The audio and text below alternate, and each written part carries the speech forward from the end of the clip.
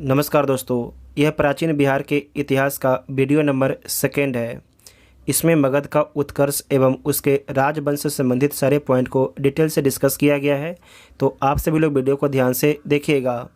प्राचीन बिहार के इतिहास का पार्ट 1 पहले ही अपलोड कर दिया गया, जो उसे नहीं देखे जाके देख सकते हैं। प्लेलिस्ट में वीडियो आपको मिल जाएगा। इसका PDF के टेलीग्राम ग्रुप ज्वाइन कर लीजिएगा, जिसका लिंक आपको डिस्क्रिप्शन में दिया गया है। तो आइए देखते हैं पहला पॉइंट। मगध का उत्कर्ष एवं उसके राजवंश के बारे में समझिएगा। तो यहाँ पर देखिए, जो मगध था ये किस इलाके में था। तो मगध जो है गंगा के साउथ में था। आज के पटना, गया, नालंदा, जहानाबाद, इन सभी इलाके में जो है मगध का विस्तार था। तो इसमें पहला पॉइंट है कि मगध की स्थापना किसके द्वारा किया गया है। तो बृहदर्थ के द्वारा किया गया है। बृहदर्थ का पुत्र जरासंध इस वंश का सबसे प्रसिद्ध शासक था। किस वंश का? तो बृहदर्थ वंश का। ठीक है, सबसे प्रसिद्ध शासक कौन था? तो जरासंध था। जरासंध को भीम ने द्वंद्व युद्ध में पराजित कर उसका वध किया था। इसका वर्णन जो है महाभारत में मिलता है। मगध की प्रारंभिक राजधानी राजगिरी थी, जो 5 पहाड़ियों से घिरा हुआ एक सुरक्षित क्षेत्र था। इसके बारे में BPSC क्वेश्चन पूछ चुका है। ठीक है, तो आपको ध्यान रखना है कि मगध की प्रारंभिक राजधानी राजगिरी वर्तमान में आपकी राजगीर थी, जो 5 पहाड़ियों से घिरा हुआ एक सुरक्षित क्षेत्र था। मगध उर्वर भूमि, नदियों की उपलब्धता, खनिज एवं वन संसाधन की उपलब्धता के कारण जो है आर्थिक रूप से संपन्न क्षेत्र था। बृहदर्थ वंश का अंतिम शासक कौन था? तो रिपुंजय जो है बृहदर्थ वंश का अंतिम शासक था। नेक्स्ट पॉइंट है हर्यक वंश। हर्यक वंश 544 ईसा पूर्व से 412 ईसा पूर्व तक शासन करता है मगध पर। हर्यक वंश का संस्थापक बिंबिसार है। 544 ईसा पूर्व में हर्यक वंश की स्थापना बिंबिसार के द्वारा किया गया था।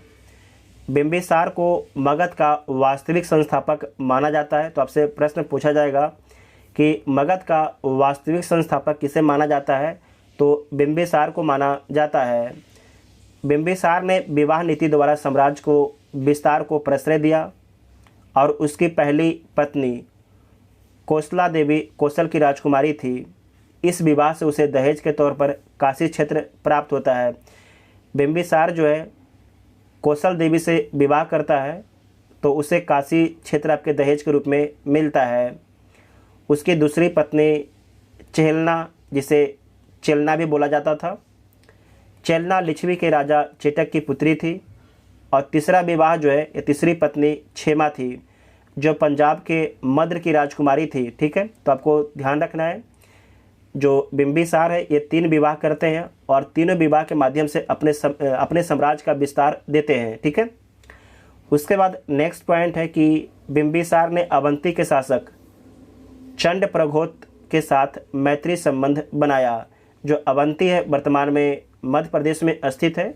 तो बिंबिसार ने अवंती के शासक चंड प्रघोत के साथ मैत्रीपूर्ण संबंध बनाया। बिंबिसार ने चंड प्रघोत के उपचार के लिए अपने राजवैद्य जीवक को भी भेजा था। इसके बारे में एग्जाम में प्रश्न पूछा जाता है। बिंबिसार की हत्या 492 ईसा पूर्व में उसके पुत्र अजातशत्रु ने कर दी थी। ठीक है, इस बात को ध्यान रखिएगा। उसके बाद है अजातशत्रु। इसका शासनकाल 492 ईसा पूर्व से 460 ईसा पूर्व तक इसका शासनकाल रहता है। बिंबिसार के बाद हर्यक वंश का शासक बनता है अजातशत्रु, जिसका वास्तविक नाम कुनिक है। तो आपसे पूछा जाता है कि किस शासक का वास्तविक नाम कुनिक है। तो अजातशत्रु का। ठीक है, उसके बाद है कि बिंबिसार एवं कौशल देवी की मृत्यु के बाद कौशल के राजा प्रसेनजीत ने काशी वापस ले लिया, जिसके कारण प्रसेनजीत का संघर्ष अजातशत्रु से हुआ और अंततः अजातशत्रु ने प्रसेनजीत को पराजित कर काशी पर अधिकार कर लिया। ठीक है, इसके बारे में समझ चुके हैं। काशी जो है दहेज के रूप में बिंबिसार को मिला था, लेकिन जब बिंबिसार और जो कौशल देवी थी इनकी मौत हो गया, तो आपके जो काशी इलाका है प्रसेनजीत के द्वारा अपने राज्य में मिला लिया गया, लेकिन बाद में अजातशत्रु युद्ध लड़ता है और जीत के फिर से इसे अपने साम्राज्य में मिला लेता है, मगध साम्राज्य में मिला लेता है। इस बात को ध्यान में रखिएगा। बाद में अजातशत्रु का विवाह जो है प्रसेनजीत की पुत्री बजीरा से हो गई। अजातशत्रु ने बज्जी संघ एवं मल्लों को पराजित किया। वीवीआई पॉइंट है, मार्क कीजिएगा। अजातशत्रु ने जो है बज्जी संघ, ठीक है, बज्जी संघ एवं मल्लों को पराजित किया और इसे अपने साम्राज्य में मिला लिया। अजातशत्रु प्रारंभ में जैन धर्म को मानता था, बाद में उसने बौद्ध धर्म को अपना लिया था। अजातशत्रु ने 483 ईसा पूर्व में राजगृह की सप्तपर्णी गुफा में प्रथम बौद्ध संगति का आयोजन करवाया। वेरी वेरी इंपॉर्टेंट पॉइंट है। तो जो पहला बौद्ध संगति होता है अजातशत्रु के शासनकाल में होता है। कहाँ पर होता है? तो राजगीर के सप्तपर्णी गुफा में होता है। नेक्स्ट पॉइंट है, सिहल अनुश्रुति के अनुसार 460 ईसा पूर्व में उदयन ने अपने पिता अजातशत्रु की हत्या कर दी। जो आपके अजातशत्रु था ये बिंबिसार का हत्या करता है, और जो आपके उदयन है ये आपके अजातशत्रु का हत्या करता है। मतलब कि जो अजातशत्रु है अपने पिता की हत्या करता है और उदयन भी अपने पिता की हत्या करके सत्ता पर काबिज होता है। इस बात को ध्यान में रखिएगा। उदयन या उदयीन ने अपनी राजधानी जो है राजगिरी से पाटलिपुत्र ट्रांसफ़र किया। इस बात को ध्यान रखिएगा। वीवीआई पॉइंट है, इसे मार्क कर लीजिएगा। पूछा जाता है कि राजगीर से अपनी राजधानी जो है पाटलिपुत्र किस शासक के द्वारा ट्रांसफ़र किया गया?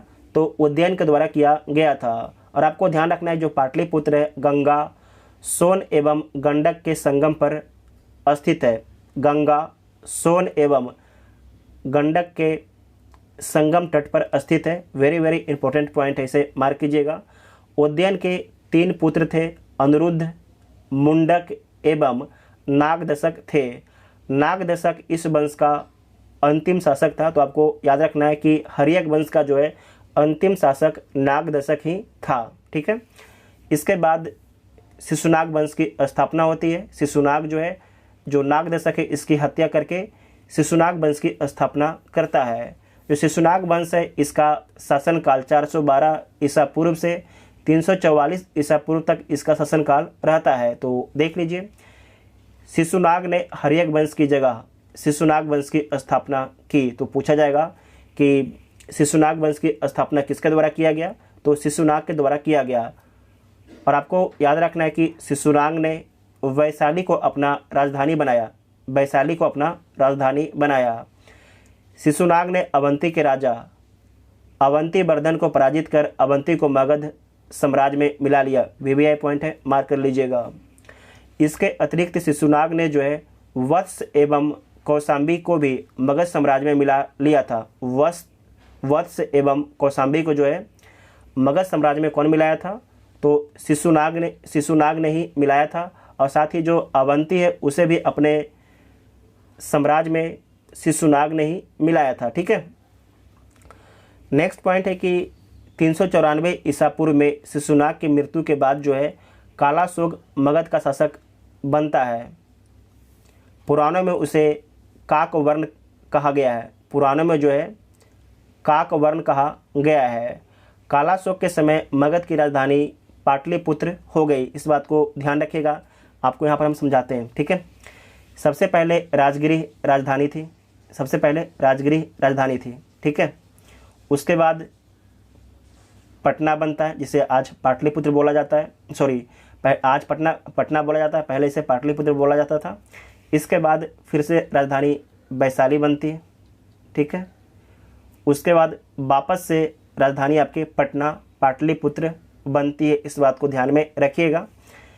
यहाँ पर देखिए, जो आपके हर्यक वंश है, हर्यक वंश के संस्थापक कौन थे? बिंबिसार। तो उस समय राजधानी आपके राजगिरी थी।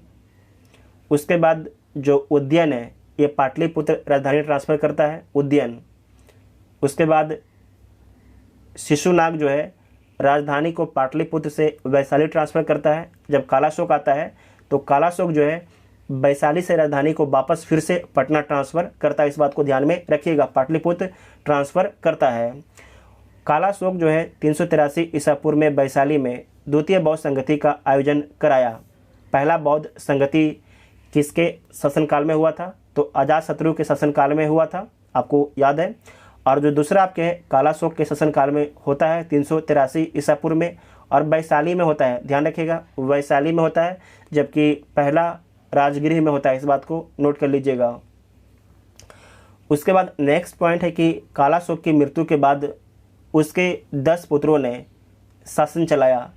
शिशुनाग वंश का अंतिम शासक कौन है? तो नंदीवर्धन है। वीवीआई पॉइंट है, मार्क कर लीजिएगा। शिशुनाग वंश का अंतिम शासक जो है नंदीवर्धन था। उसके बाद है नंद वंश। नंद वंश का जो शासनकाल है 344 ईसा पूर्व से 321 ईसा पूर्व तक नंद वंश का शासन रहता है। नंद वंश की स्थापना जो है महापद्म नंद के द्वारा 344 ईसा पूर्व में शिशुनाग वंश को समाप्त करके नंद वंश की स्थापना करता है महापद्म नंद। महापद्म नंद को जो है एक राट अथवा एक छत्र की उपाधि धारण की थी। तो आपसे पूछा जाता है कि एक राट या एक छत्र की उपाधि किसके द्वारा धारण किया गया था? तो महापद्म नंद के द्वारा धारण किया गया था। पाली ग्रंथों में महापद्म नंद को जो है उग्रसेन कहा गया है। वीवीआई पॉइंट है, मार्क कर लीजिएगा। पाली ग्रंथों में महापद्म नंद को जो है उग्रसेन कहा गया है। पुराणों में उसे परशुराम का दूसरा अवतार बताया गया है। नेक्स्ट पॉइंट है कि महापद्म नंद ने पांचाल, इक्ष्वाकु, काशी, अस्मक, कलिंग, मैथिली, इस यहाँ लिखा जो मैथिली क्षेत्र है ना, जो उसी की बात कर रहा है, मैथिल आदि राज्य को पराजित कर मगध साम्राज्य का विस्तार किया। अब तक 321 ईसा पूर्व तक के काल में मगध का सर्वाधिक विस्तार जो है महापद्म नंद के समय में हुआ। ये प्रश्न आपसे पूछा जाएगा कि मगध का सर्वाधिक विस्तार जो है किसके शासनकाल में हुआ है? तो महापद्म नंद के शासनकाल में जो है मगध का सर्वाधिक विस्तार हुआ था। व्याकरण के महान विद्वान पाणिनि महापद्म नंद के समकालीन थे, इसे नोट कर लीजिएगा। खासकर यूपीएससी जो दीजिएगा उनके लिए इंपॉर्टेंट पॉइंट है ये। इस वंश का अंतिम शासक जो है घनानंद हुआ है। इस वंश का जो अंतिम शासक है वो आपके घनानंद है। और घनानंद के बारे में याद रखिएगा कि ये सिकंदर के समकालीन है, तो इसके बारे में देख लीजिए। इस वंश का अंतिम शासक घनानंद हुआ। घनानंद के समय ही जो है यूनानी शासक सिकंदर ने भारत पर आक्रमण किया था। कब किया था? 326 ईसा पूर्व में किया था। तो आपसे प्रश्न पूछा जाता है कि घनानंद जो है किसके समकालीन था? तो सिकंदर के समकालीन था। नंद वंश आर्थिक एवं सैन्य रूप से काफ़ी संपन्न था। मगध की सैन्य शक्ति के डर से ही सिकंदर की सेना ने जो है ब्यास नदी पार करने से इनकार कर दिया था। इस बात को ध्यान रखिएगा। नेक्स्ट पॉइंट है कि घनानंद ने अपने दरबार में विद्वान ब्राह्मण चाणक्य का अपमान किया था। चाणक्य ने चंद्रगुप्त मौर्य की सहायता से घनानंद की हत्या करवा दी। और नंद वंश के पतन के बाद जो है चंद्रगुप्त मौर्य के नेतृत्व में मौर्य वंश की स्थापना की गई। तो आपको यहाँ पर 2 पॉइंट ध्यान रखना है कि जो ये नंद वंश है इसका अंतिम शासक कौन है? तो घनानंद इसका अंतिम शासक है। नंद वंश के बाद जो है किस वंश की स्थापना होती है? तो मौर्य वंश की स्थापना होती है। और नंद वंश को समाप्त कौन करता है? तो चंद्रगुप्त मौर्य समाप्त करता है चाणक्य की सहायता से। मौर्य वंश की स्थापना जो है 321 ईसा पूर्व में होता है। और इसका साम्राज्य कब तक चलता है? तो 184 ईसा पूर्व तक चलता है। सिंपल से बोले तो जो मौर्य वंश है ये शासन कब से कब तक करता है? तो 321 ईसा पूर्व से 184 ईसा पूर्व तक आपके शासन करता है मगध पर। चंद्रगुप्त मौर्य के बारे में समझिए। जो चंद्रगुप्त मौर्य है इसका शासनकाल कब से कब तक रहता है? तो 321 ईसा पूर्व से 298 ईसा पूर्व तक इसका शासनकाल रहता है। जस्टिन एवं स्ट्रोबो ने चंद्रगुप्त मौर्य को जो है सेंड्रोकोटस कहा। आपसे पूछा जाएगा कि सेंड्रोकोटस किसके द्वारा बोला गया है? तो जस्टिन एवं स्ट्रोबो के द्वारा बोला गया है। इसकी पुष्टि जो है विलियम जोन्स ने भी की है। विलियम जोन्स ने भी इसकी पुष्टि की है कि हाँ जो चंद्रगुप्त मौर्य है यही व्यक्ति जो है सेंड्रोकोटस भी है। ठीक है। उसके बाद इसी में नेक्स्ट पॉइंट है कि प्यूटार्क एवं एरियन ने जो है चंद्रगुप्त मौर्य को एंड्रोकोटस के रूप में चिन्हित किया। बहुत इंपॉर्टेंट पॉइंट है, इसे मार्क कीजिएगा। पहला क्या था, सेंड्रोकोटस जस्टिन एवं स्ट्रोबो ने बोला था और उसका समर्थन विलियम जोन्स ने किया था। जबकि एंड्रोकोटस चंद्रगुप्त मौर्य को कौन बोलता है, तो प्यूटार्क एवं एरियन बोलता है। ठीक है, इसे नोट कीजिएगा। चंद्रगुप्त मौर्य के गुरु कौन था, तो चाणक्य था, जिसका कौटिल्य भी नाम था। ठीक है, चाणक्य को ही कौटिल्य बोला जाता है। तो चंद्रगुप्त मौर्य के गुरु चाणक्य थे। उसकी सहायता से चंद्रगुप्त मौर्य ने 321 ईसा पूर्व में मौर्य वंश की स्थापना की है। चंद्रगुप्त मौर्य ने 305 ईसा पूर्व में सिकंदर के उत्तराधिकारी सेलुकस निकेटर के साथ युद्ध किया। युद्ध के पश्चात हुई संधि में चंद्रगुप्त मौर्य को काबुल, कांधार, मकरान एवं हेरात का क्षेत्र प्राप्त होता है। बदले में चंद्रगुप्त मौर्य जो है सेलुकस को 500 हाथी उपहार में दिया था। इसे वेरी वेरी इंपॉर्टेंट पॉइंट है, नोट कर लीजिएगा। उसके बाद है कि युद्ध पश्चात चंद्रगुप्त मौर्य का विवाह जो है राजकुमारी हेलन कार्नेलिया से हुआ। हेलन कार्नेलिया से हुआ जो सेलुकस की पुत्री थी। सेलुकस ने चंद्रगुप्त मौर्य के दरबार में राजदूत मेगास्थनीज को भेजा। मेगास्थनीज ने इंडिका की रचना की। इसे नोट कर लीजिएगा। तो आपको याद रखना है कि जो मेगास्थनीज है सेलुकस निकेटर का राजदूत था। ये आपके चंद्रगुप्त मौर्य के दरबार में आता है और मेगास्थनीज के द्वारा ही जो है इंडिका बुक लिखा गया है।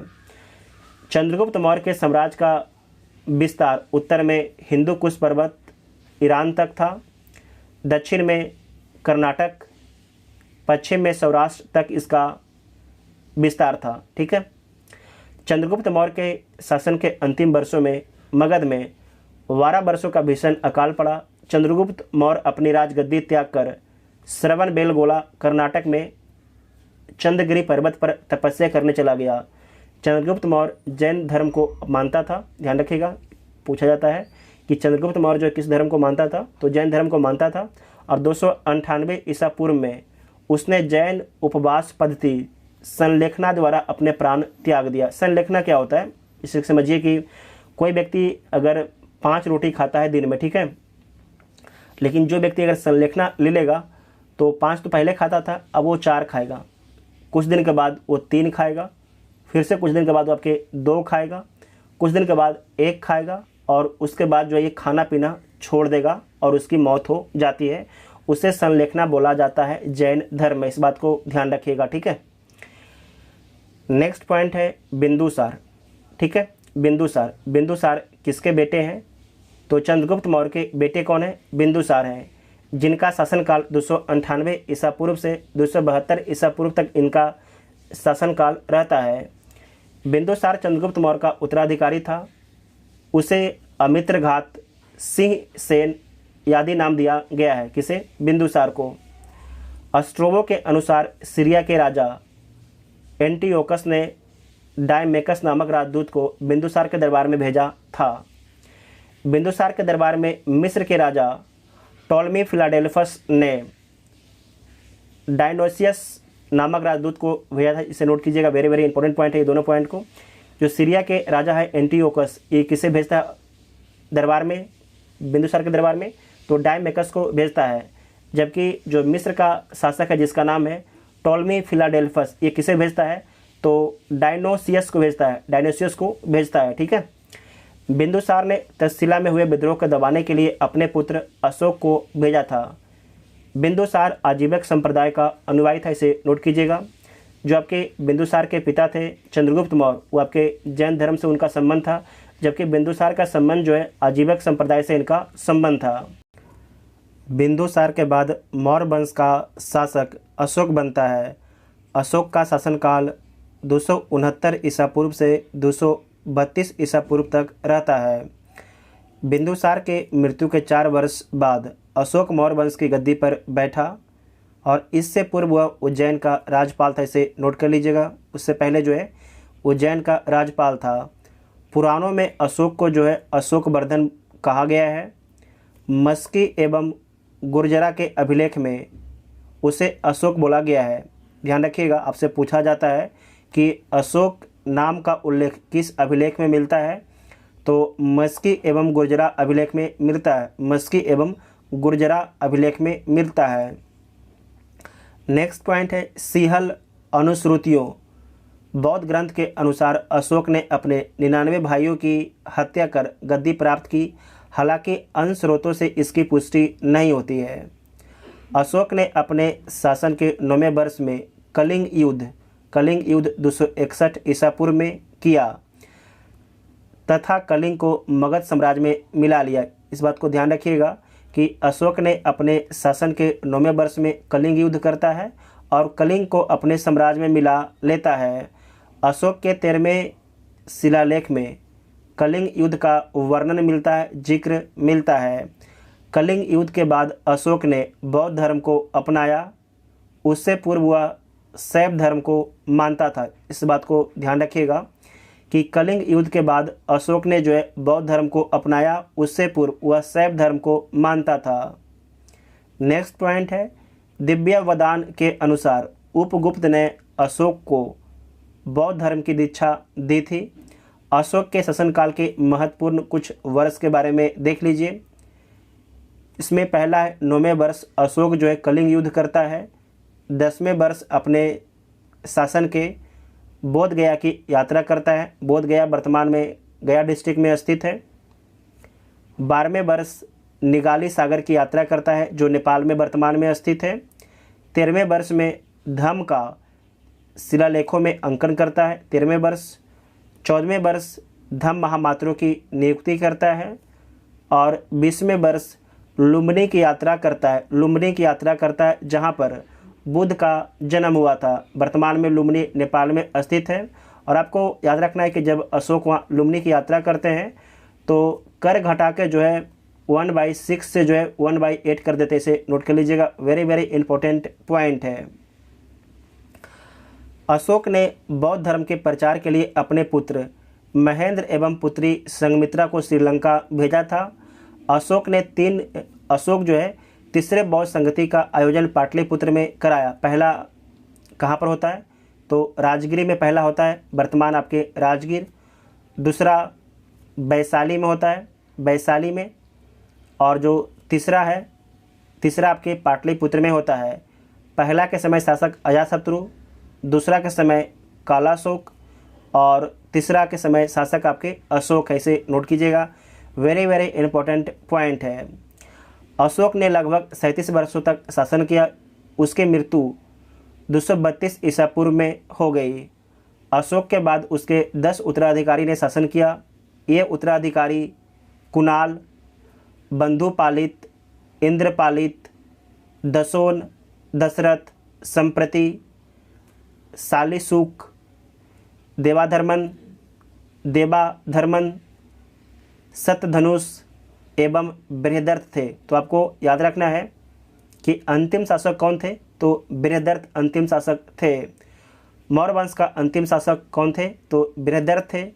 मौर्य वंश का जो शासनकाल है 137 वर्षों का शासनकाल रहा है। ठीक है, इसके बाद हम लोग जैन बौद्ध के बारे में डिस्कस करेंगे अगले वीडियो में। अगर वीडियो आप सभी को हेल्पफुल लगा तो चैनल को सब्सक्राइब जरूर कीजिएगा, तभी आपको अगले वीडियो का नोटिफिकेशन मिलेगा। और वीडियो अपने दोस्तों में शेयर कीजिएगा। Thank you.